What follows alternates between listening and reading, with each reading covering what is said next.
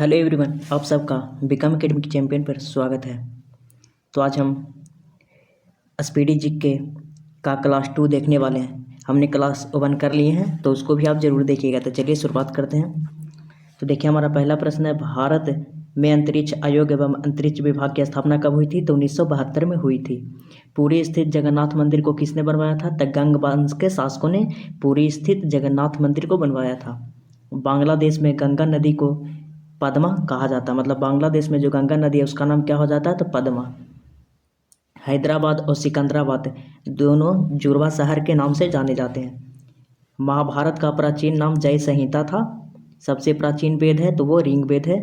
राष्ट्रपति अपना त्यागपत्र किसे देता है? तो उपराष्ट्रपति को राष्ट्रपति अपना त्यागपत्र देता है। हजामती दर्पण में हजामती दर्पण के लिए किस दर्पण का उपयोग होता है? तो अवतल दर्पण का उपयोग होता है। तानसेन का असली नाम क्या था? तो रामतनु पांडे तानसेन का असली नाम था। खजुराहो मंदिर लगभग कितना पुराना है? तो 1000 वर्ष पुराना है। हाथी गुफा कहाँ है? तो ये उड़ीसा राज्य में स्थित है, जिसे खारवेल ने बनाया था। गोकक झरना, जो गोकक झरना है वो बेलगामी में है, जो कहाँ पड़ता है? तो कर्नाटक में, मतलब गोकक झरना जो है बेलगामी कर्नाटक में। अम्लीय वर्षा का मुख्य कारण क्या है? तो SO2 और NO2 अम्लीय वर्षा का मुख्य कारक है। आगे देखिए, गुड अर्थ पुस्तक के लेखक कौन थे? तो पर्ल्स एस बक थे गुड अर्थ पुस्तक के लेखक। भारत की प्रथम युद्धक मिसाइल क्या थी? तो भारत की प्रथम युद्धक मिसाइल पृथ्वी थी। सामाजिक सुधार करने वाला प्रथम मुसलमान कौन था? तो जलालुद्दीन अकबर था। आयात निर्यात बैंक की स्थापना कब हुई थी? तो 1982 में हुई थी आयात निर्यात बैंक की स्थापना। ट्रांजिस्टर का आविष्कार कब हुआ था? तो 1948 में ट्रांजिस्टर का आविष्कार हुआ था। अकबर का राजस्व मंत्री कौन था? तो टोडरमल था। पृथ्वी का ध्रुवीय व्यास होता है तो 12,714 किलोमीटर होता है। लोहे का निष्कर्षण हेमेटाइट अयस्क से होता है। लोहे का निष्कर्षण मतलब जो लोहा प्राप्त होता है वो हेमेटाइट अयस्क से होता है। देश का सबसे बड़ा बंदरगाह मुंबई है। पारिस्थितिकी तंत्र की संकल्पना किसने दी थी? तो टॉन्सले ने दी थी पारिस्थितिकी तंत्र की संकल्पना। 14 बैंकों का राष्ट्रीयकरण 19 जुलाई 1969 को हुआ था। जो 14 बैंकों का जो राष्ट्रीयकरण हुआ था वो 19 जुलाई 1969 में हुआ था। संविधान सभा का गठन कैबिनेट मिशन जो 16 मई 1946 की सिफारिश पर हुआ था, मतलब जो संविधान सभा का गठन हुआ था वो कैबिनेट मिशन की सिफारिश पर हुआ था। आगे हमारा है, भारत का प्रथम नागरिक कौन होता है? तो भारत का जो प्रथम नागरिक राष्ट्रपति जी होते हैं। ध्वनि को डेसीबेल में मापी जाती है, मतलब ध्वनि को किस में मापा जाता है? तो डेसीबेल में मापा जाता है। गांधी जी का जन्म पोरबंदर नामक स्थान पर हुआ था। कब हुआ था? तो 2 अक्टूबर 1869 को हुआ था। गुप्त वंश के संस्थापक श्रीगुप्त थे। बांग्लादेश की मुद्रा को टाका कहा जाता है। और बांग्लादेश की राजधानी क्या है? ये आप लोग कमेंट कर दीजिएगा। सिनेबार पारा का अयस्क होता है, मतलब पारा का अयस्क क्या है? सिनेबार। सिनेबार किसका अयस्क है? तो पारा का। कार्य हमारा का नारा महात्मा गांधी ने दिया था। दिल्ली 1912 में भारत की राजधानी बनी थी, मतलब जो दिल्ली थी कब भारत की राजधानी बनी थी? तो 1912 में। मिट्टी के कटाव का मुख्य कारण क्या है? तो जंगलों का जो कटना है, मतलब जंगल कट गए हैं, इस वजह से मिट्टी अब जैसे बाढ़ आता है तो रोकने के लिए पानी कुछ नहीं, तो मिट्टी ज़्यादा आजकल कटता है। हेलविट का भव्य मंदिर हौसलाओं द्वारा स्थापित किया गया था, मतलब जो हेलविट का जो भव्य मंदिर था हौसलाओं द्वारा स्थापित किया गया था।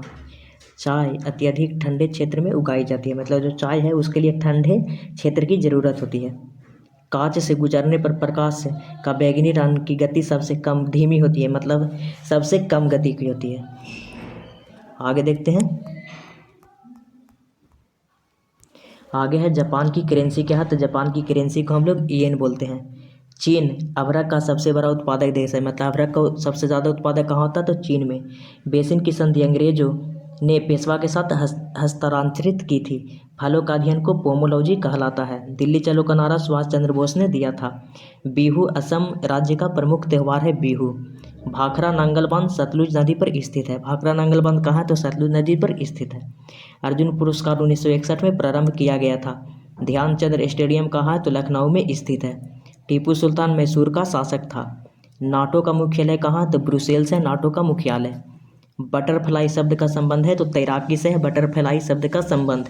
एक अश्व शक्ति बराबर 746 वाट होता है। आगरा के किले के अंदर मोती मस्जिद का निर्माण किसने करवाया था? तो शाहजहां ने करवाया था आगरा के किले के अंदर मोती मस्जिद का निर्माण। अगला है, शेरशाह सूरी का मकबरा कहाँ? तो सासाराम में है शेरशाह सूरी का मकबरा। रांका टीन और सीसा की मिश्र धातु है जिसको रांका बोलते हैं या टांका। इंग्लिश चैनल पार करने वाला पहला भारतीय कौन था? तो मिहिर सेन थे इंग्लिश चैनल पार करने वाला पहला भारतीय। राष्ट्रीय पुस्तकालय कहाँ है? तो कोलकाता में स्थित है राष्ट्रीय पुस्तकालय। गौतम बुद्ध को एशिया की रोशनी के कहा जाता है या नाम से जाना जाता है। बांदीपुर राष्ट्रीय उद्यान कर्नाटक में है, यही याद रखिएगा। बजट शब्द का शाब्दिक अर्थ होता है तो चमड़े का थैला होता है। सरदार सरोवर परियोजना कहाँ है? तो गुजरात राज्य में स्थित है सरदार सरोवर परियोजना। प्रथम राजीव गांधी राष्ट्रीय सद्भावना पुरस्कार किसे दिया गया था? तो मदर टेरेसा को दिया गया था। रबर एक प्रकार का प्राकृतिक बहुलक है। आगे देखिए, गैट का पूर्ण रूप क्या है? तो general agreement trade and tariff होता है। संयुक्त राष्ट्र संघ का मुख्यालय है तो न्यूयॉर्क। चकमा शरणार्थियों का संबंध है तो बांग्लादेश से संबंध है। सार्क का मुख्यालय है तो काठमांडू। कच्चे फलों को कृत्रिम ढंग से पकाने के लिए एसिटिलीन गैस, ये गलत हो जाएगा, एथिलीन गैस का प्रयोग किया जाता है, ये याद रखिएगा। विद्युत चुंबक बनाने के लिए मृदु लोहा का प्रयोग होता है। टी शब्द का संबंध है गोल्फ खेल से संबंध है टी शब्द का। बॉय स्काउट आंदोलन के संस्थापक कौन थे? तब बेडेन पावेल थे। बॉय स्काउट आंदोलन के संस्थापक बेडेन पावेल। ये सेकुलर एजेंडा पुस्तक के लेखक है तो अरुण शौरी हैं। संपूर्ण संविधान 26 जनवरी 1950 को लागू हुआ था। इस्पात संयंत्र के बाद या भट्टी में उत्पादित लोहा होता है तो ढलवा लोहा। और देखिए, माइक्रोफोन का आविष्कार किसने किया था? तो ग्राहम बेल ने माइक्रोफोन का आविष्कार किया था। अब देख लेते हैं राज्य। आज हमारा राज्य के बारे में है तमिलनाडु, तो तमिलनाडु को देख लेते हैं। राज्य है तमिलनाडु। तमिलनाडु की राजधानी है चेन्नई मद्रास। क्षेत्रफल कितना है? तो 1,30,058 वर्ग किलोमीटर है। जनसंख्या तो 7.21 करोड़। पुरुष इसमें कितने? तो 3.61 करोड़ पुरुष है। महिला कितना? तो 3.60 करोड़ है। जिला टोटल तमिलनाडु में 38 जिले हैं। जनसंख्या घनत्व है तो 555 व्यक्ति प्रति वर्ग किलोमीटर। लिंगानुपात तो 996 महिला पर प्रति 1000 पुरुष। साक्षरता दर है तो 80% मान लीजिए। पुरुष में साक्षरता दर 86 और महिला में 73। सीमा तो उत्तर में आंध्र प्रदेश से तथा कर्नाटक, दक्षिण में हिंद महासागर, पूर्व बंगाल की खाड़ी और पश्चिम केरल तथा कर्नाटक से। मुख्य भाषा है तो तमिल है। उच्च न्यायालय कहाँ है? तो चेन्नई में है। तमिलनाडु के राज्य दिवस कब मनाया जाता है? तो 14 अप्रैल को मनाया जाता है।